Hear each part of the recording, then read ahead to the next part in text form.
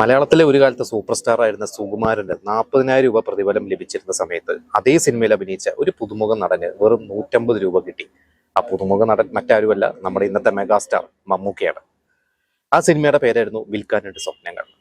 ആ ഒരു സിനിമയിലേക്ക് മമ്മൂട്ടി എത്തിയ ഒരു കഥയുണ്ട്. അതായത് മമ്മൂട്ടിയുടെ തുടക്കം നമുക്കറിയാം. അദ്ദേഹം ചെറിയ വേഷങ്ങളിലൂടെയൊക്കെ തുടക്കകാലത്ത് അനുഭവങ്ങൾ, പാളിച്ചകൾ, കാലചക്രം, ഈ സിനിമയിലൊക്കെ ചെറിയ ചെറിയ വേഷങ്ങളാണ് ചെയ്തിരുന്നത്.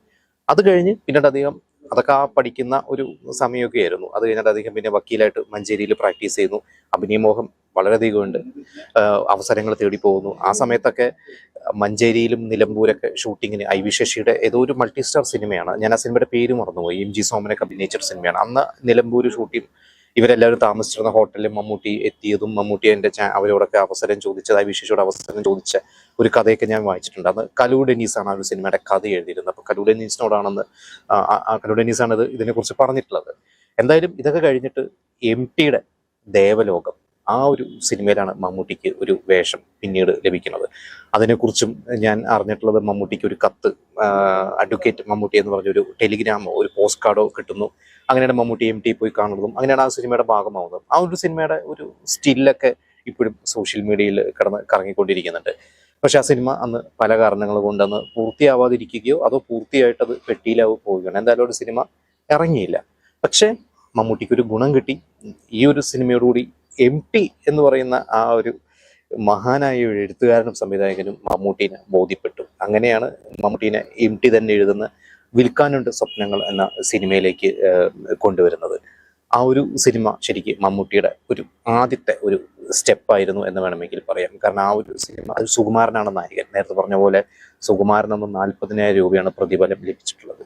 പല കഥകൾ അതിനെക്കുറിച്ച് കേട്ടിട്ടുണ്ട്, ആ ഒരു സിനിമയിലെ പ്രതിഫലത്തെക്കുറിച്ചൊക്കെ. പക്ഷെ ഈ അടുത്ത് അതിൻ്റെ നിർമ്മാതാവ് VBK മേനോൻ, അദ്ദേഹം പിന്നീട് ദേവാസുരം പോലത്തെ ഒരുപാട് സിനിമകൾ ചെയ്തിട്ടുണ്ട്. അദ്ദേഹം തന്നെയാണ് ഈ അടുത്ത് പറഞ്ഞത്, അന്ന് സുകുമാരൻ 40,000 രൂപയും മമ്മൂട്ടിക്ക് 150 രൂപയാണ് കൊടുത്തത്. പക്ഷെ 150 രൂപ എന്നൊരു വലിയൊരു തുകയാണ്. മമ്മൂട്ടി പോലത്തെ ഒരു പുതിയൊരു പുതിയൊരു നടൻ, അതൊരു വലിയൊരു തുക തന്നെയാണ്.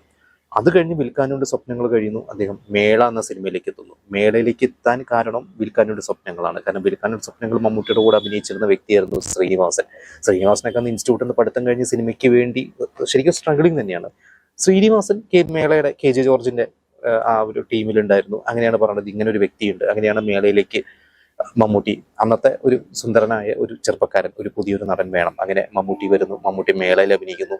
മേളയ്ക്കും എനിക്ക് തോന്നുന്നത് അത് മമ്മൂട്ടിക്ക് 500 രൂപ എന്തോ ആണ്. അത് ശ്രീനിവാസനാണ് കൊടുത്തിട്ടുള്ളത്. ശ്രീനിവാസൻ, ഞാൻ കൃത്യം എമൗണ്ട് ഓർക്കുന്നില്ല. ശ്രീനിവാസൻ തമാശ രൂപേണ ഒരിക്കൽ പറഞ്ഞത്, അന്ന് മമ്മൂട്ടിക്ക് ഞാനൊരു തുക കൊടുത്തിട്ട് മമ്മൂട്ടി പറഞ്ഞു, ഞാൻ ഇതുകൊണ്ട് നാട്ടിൽ പോയിട്ട് ഒരു വലസും. അപ്പോൾ ശ്രീനിവാസൻ മനസ്സിൽ ഓർത്തു, അപ്പോൾ ഇദ്ദേഹത്തിന് അന്ന് വക്കീൽ പണിയിൽ വലിയ ഫീസൊന്നും കിട്ടുന്നില്ലേ എന്നൊക്കെ ഞാൻ ഓർത്തു എന്നൊക്കെ തമാശ രൂപേണ ശ്രീനിവാസൻ പറഞ്ഞിട്ടുണ്ട്. എന്തായാലും മേള 1980 ഡിസംബറിൽ ഇറങ്ങുന്നു. മേള കഴിഞ്ഞ് നിൽക്കുന്ന സമയത്താണ് മമ്മൂട്ടിക്ക് അന്ന് സ്ഫോടനം എന്ന PG വിശ്വംഭരന്റെ സിനിമയിലേക്ക് വലിയൊരു അവസരം ലഭിക്കുന്നത്. ആ സ്ഫോടനം അന്ന് പ്ലാൻ ചെയ്തത് ജയനും സുകുമാരനുമായിരുന്നു. പിന്നീട് ജയന്റെ അപ്രതീക്ഷിതമായിട്ടുള്ള ഒരു മരണം കാരണം മറ്റാരെ നോക്കും എന്ന് വിചാരിച്ചിട്ടാണ് മമ്മൂട്ടിയിലേക്ക് എത്തുന്നത്. അതായത് ജയന്റെ ആ ഒരു വേഷം സുകുമാരന് വെച്ചിരുന്ന ഒരു വേഷം മമ്മൂട്ടിയിലേക്ക് എത്തുന്നു. അങ്ങനെ സ്ഫോടനം എന്നൊരു സിനിമ മമ്മൂട്ടി തുടങ്ങുന്നു. സ്ഫോടനം സിനിമ ഷൂട്ടിംഗ് ആരംഭിക്കുന്നത് 1981 ജനുവരി മാസമാണ്. ആ ഒരു ജനുവരി 1 ആണ് ഷൂട്ടിംഗ് ആരംഭിക്കുന്നത്. സീമ പറഞ്ഞിട്ട്, അന്ന് സീമ ആദ്യമായിട്ട് മമ്മൂട്ടീനെ മീറ്റ് ചെയ്യുന്നത് ആ ഒരു സ്ഫോടനം എന്ന സിനിമയിലാണ്. അന്നത്തെ അവിടെ ഒരു കള്ളിമുണ്ട് കൊടുത്ത് ഒരു ബീഡിയും വലിച്ചു നിൽക്കുന്ന ഒരു ചെറുപ്പക്കാരൻ, ഞാൻ പറഞ്ഞു ഞാൻ സീമ എന്ന് പറഞ്ഞപ്പോൾ ആ ചെറുപ്പക്കാരൻ പറഞ്ഞു ഞാൻ മമ്മൂട്ടി. അവിടെയാണ് മമ്മൂട്ടിയുമായിട്ടുള്ള സീമയുടെ ഒരു സൗഹൃദം തുടങ്ങുന്നതെന്ന് സീമ തന്നെ പറഞ്ഞിട്ടുണ്ട്. എന്തായാലും 80 എന്നൊരു വർഷം മമ്മൂട്ടിക്ക് ഈ ഒരു 2 സിനിമകൾ, വിൽക്കാനുണ്ട് സ്വപ്നങ്ങൾ, മേള, അത് സ്ഫോടനം പോലത്തെ ഒരു സിനിമയും തുടർന്നും കുറേ വമ്പൻ സിനിമകളിലേക്ക് മമ്മൂട്ടിക്കുള്ള അവസരങ്ങൾ ലഭിച്ചു. അത് 81 എന്ന് പറയുന്ന ഒരു വർഷത്തെ മമ്മൂട്ടി സിനിമകളെ കുറിച്ച് നമുക്ക് മറ്റൊരു എപ്പിസോഡ് ചർച്ച ചെയ്യാം.